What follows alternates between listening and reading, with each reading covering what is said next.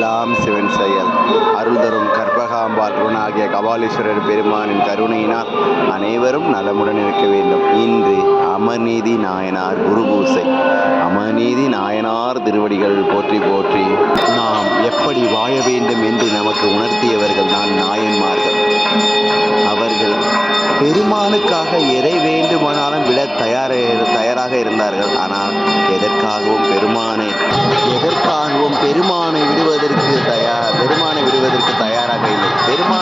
பெருமானுக்காக அனைத்தையும் விட்டவர்கள் தான் நாயன்மார்கள். அதனால்தான் எல்லாம் வெல்ல பெருமான் அவர்களுக்கு அருள் செய்ய நேராக வந்தார். அமர்நீதி நாயனாருக்கும் அப்படித்தான் நேராக வந்தார்.